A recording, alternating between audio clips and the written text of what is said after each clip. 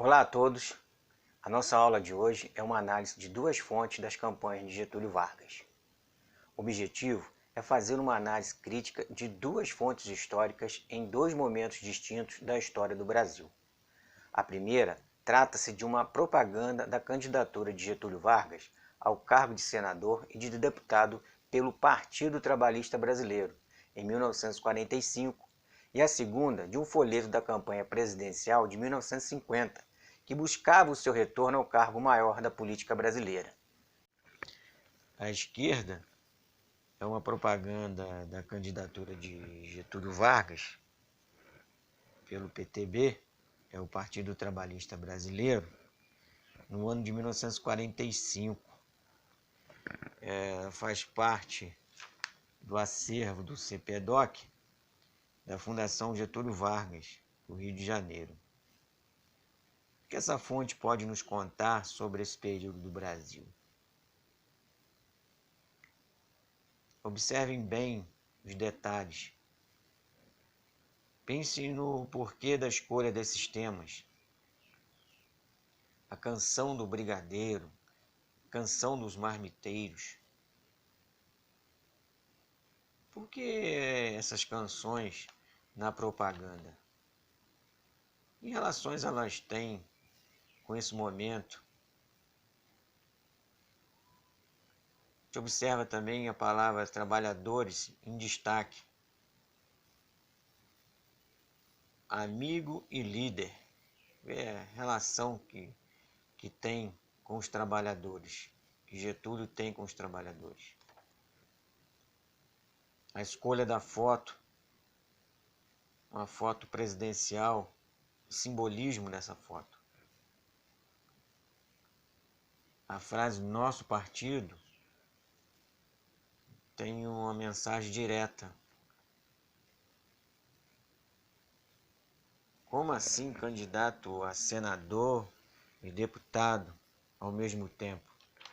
Nessa época podia ser candidato a dois cargos eletivos ao mesmo tempo?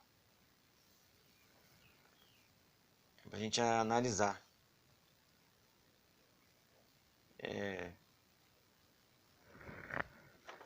Já a imagem à direita é um folheto que foi distribuído, durante a campanha agora presidencial de 1950.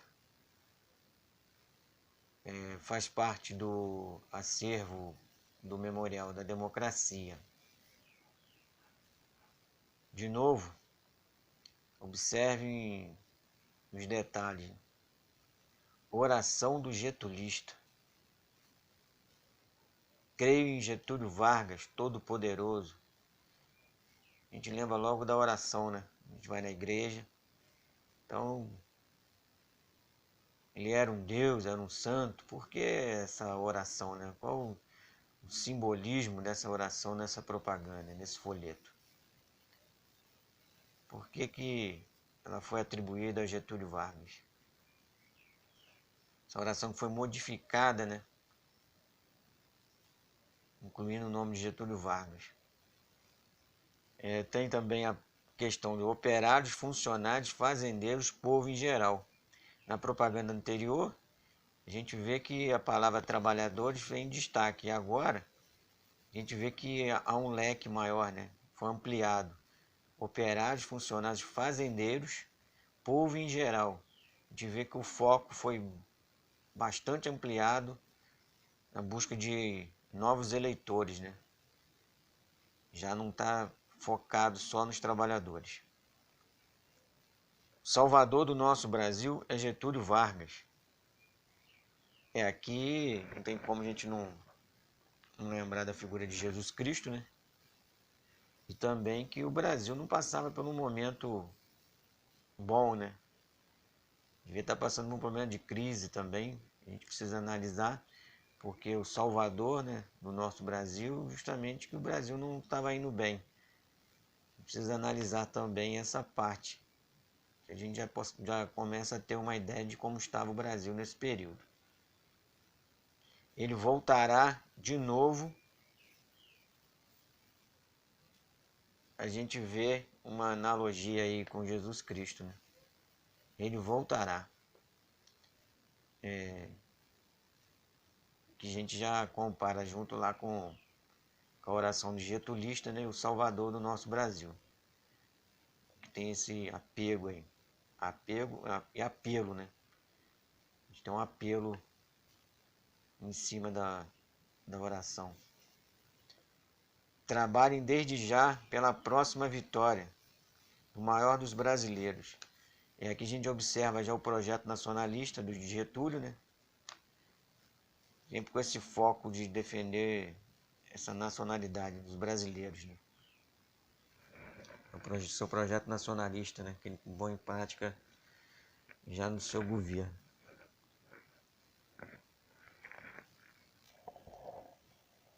Bem, então, o que essas duas fontes podem nos revelar? Esses dois momentos têm relação direta com a crise e o fim do Estado Novo, quando se tem uma nova organização partidária com o retorno do pluripartidarismo. De acordo com Ângela de Castro Gomes, no período que vai de 1945 a 1964, 3 grandes partidos marcam a cena da política brasileira: o Partido Social Democrático, PSD, a União Democrática Nacional, UDN, e o Partido Trabalhista Brasileiro, PTB, este último vinculado ao sindicalismo e o Ministério do Trabalho, tendo como figura o então presidente da República, Getúlio Vargas. Com a renúncia de Vargas em 29 de outubro de 1945, dando fim ao Estado Novo, não podendo ser candidato à presidência, apoia Gaspar Dutra para presidente e se lança candidato ao Congresso Nacional, conforme se nota na propaganda de 1945, quando era possível ser candidato para o Senado e a Câmara dos Deputados e por vários estados.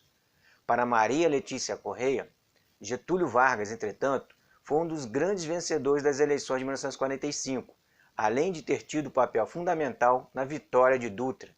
Conseguiu eleger-se ao Senado pelo Rio Grande do Sul e por São Paulo, e também deputado constituinte pelos estados do Rio Grande do Sul, São Paulo, Rio de Janeiro, Minas Gerais, Paraná e Bahia, além do Distrito Federal, conforme era admitido pela legislação eleitoral vigente na época, que possibilitava a disputa simultânea a mais de um cargo e por mais de um estado. Optou por tomar posse como senador pelo estado gaúcho. O Partido Trabalhista Brasileiro, PTB, surge mantendo suas bases no sindicalismo, inclusive com preferência de candidatos ligados aos sindicatos, buscando construir uma identidade com o trabalhador sindicalizado, um setor identificado com os projetos de governo de Getúlio Vargas.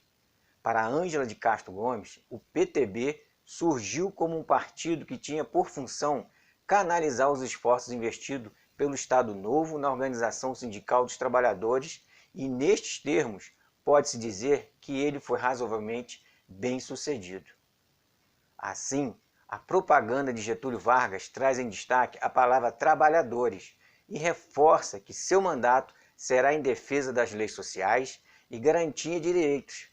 Ademais, cabe aqui ressaltar também a palavra nosso partido, uma referência ao partido que surge com a marca da classe trabalhadora aliada de Vargas.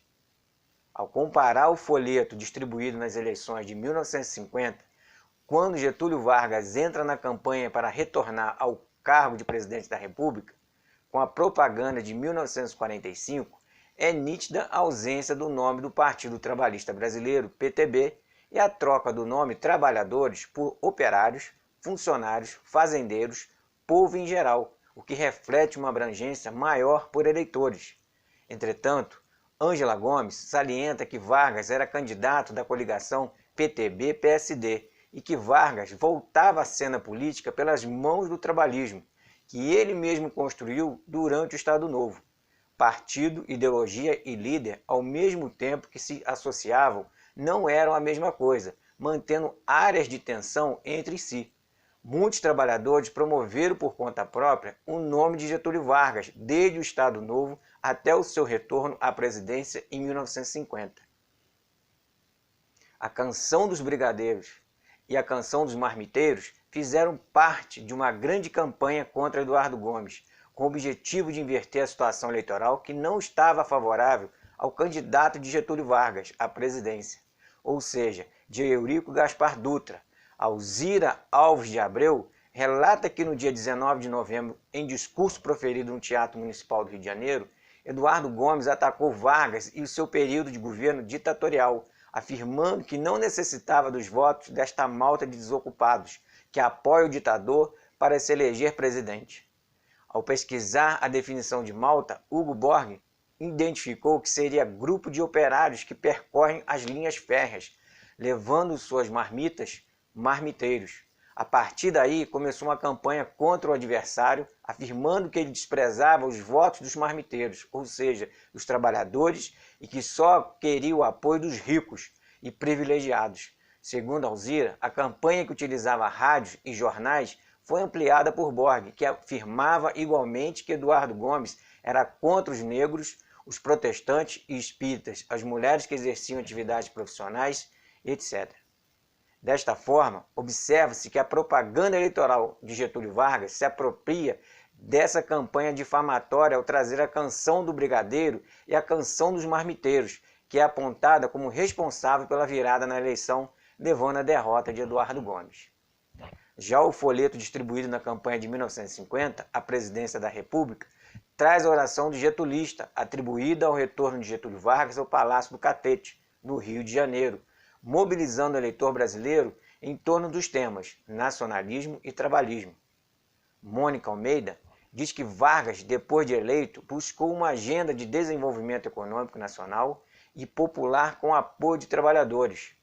Para Ângela, sua intenção declarada era criar um governo trabalhista, mas não soube negociar com o seu partido PTB e com a ala conservadora, provocando um desgaste político, isto é, uma crise que marcará o seu governo. Portanto, ao analisar as duas fontes históricas do período pós-Estado Novo, quando houve uma abertura política com a redemocratização e retorno ao pluripartidarismo, podemos identificar nessas propagandas políticas o contexto histórico dessa época, bem como a diferença entre essas duas datas, mas que têm em comum o getulismo e o trabalhismo. Finalizando, ao ler a frase "Viva Getúlio Vargas" no folheto de campanha de 1950, vem à mente que ninguém imaginaria que a sua vitória o levaria a um fim trágico, o suicídio.